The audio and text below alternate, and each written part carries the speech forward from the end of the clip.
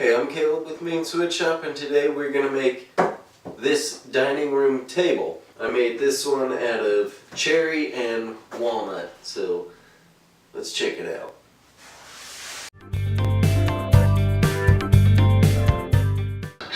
This is my whole sheet, my 1/4 inch sheet of cherry veneer plywood. And I've drawn my line, it's 30 inches by 48 inches. I'm going to cut outside of that line because when I put this on the torsion box, I'll use a router and with a flush trim bit to get it perfect.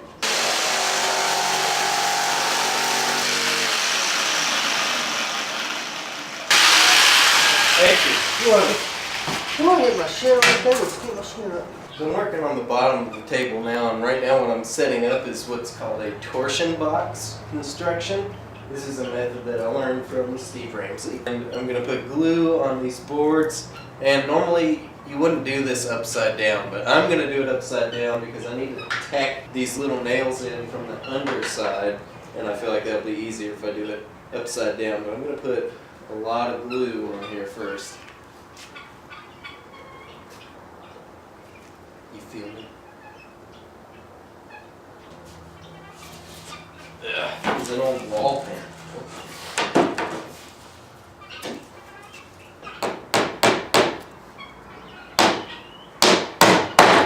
Now, these little nails aren't going to provide much strength, but they'll kind of clamp this together while the glue is drying. And now with a flush trim bit and my router, I'll make this flush.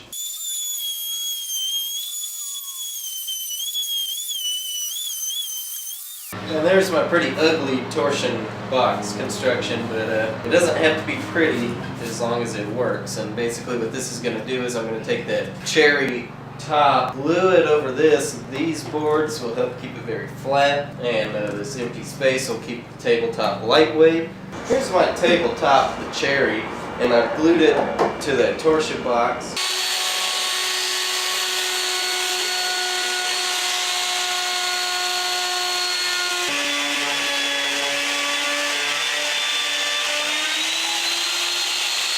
Okay, so this tabletop has had about a month to dry. Stop eating the styrofoam!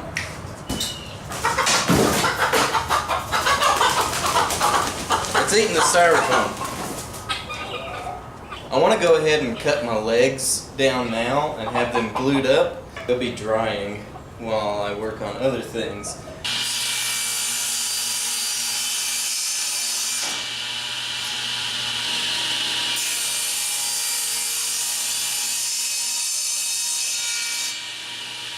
I took 2 of these together and ran the fence up against that, back it off a little bit so it's a little bit wider than that, so I'll have room for trimming.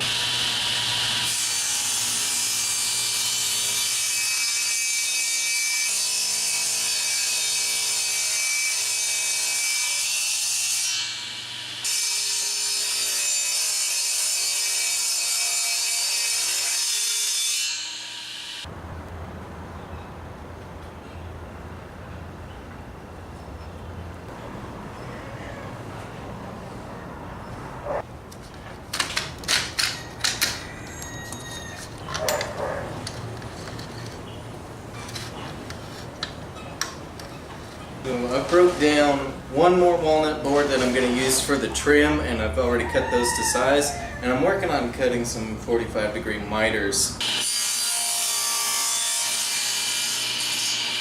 Okay, let me show you what I did. I thought this was going to be really easy, and it's actually taken me several hours to do. I thought all I was going to do was slap some glue on it, put it on the side, and then use some tape to hold it on there.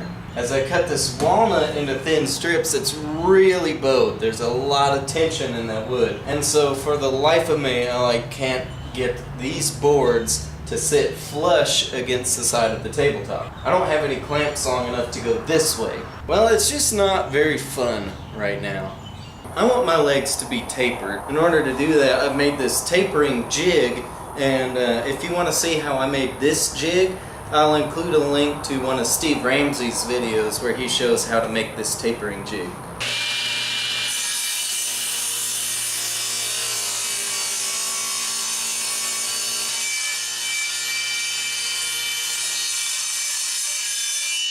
Now in order to do the next taper, flip it over. So we'll just take a piece.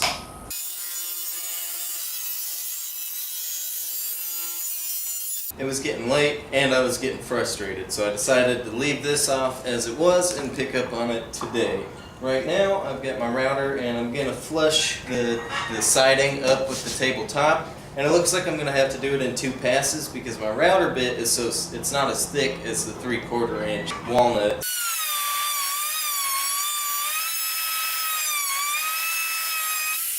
Alright, I've got my side flushed up and I flipped the tabletop upside down so I could figure out my apron. Put a line there.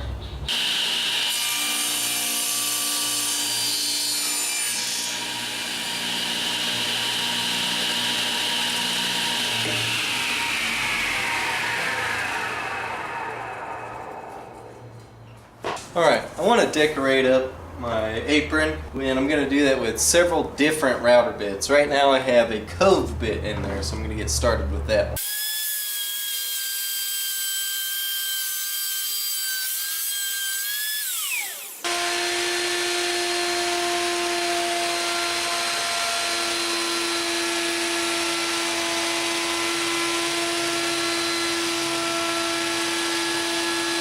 And now I'm just putting in pocket holes.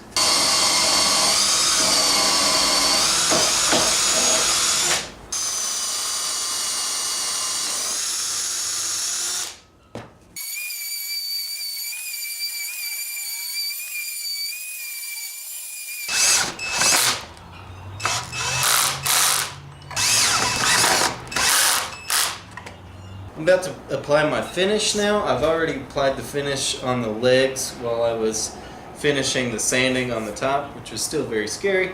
And I'm using this, it's called One Coat Polyurethane. It's water-based polyurethane. I've never used it before. I tried it out on a test piece and it seems to dry really quick and looks really good. So I'm pretty happy with it. Anything that dries fast is good with me.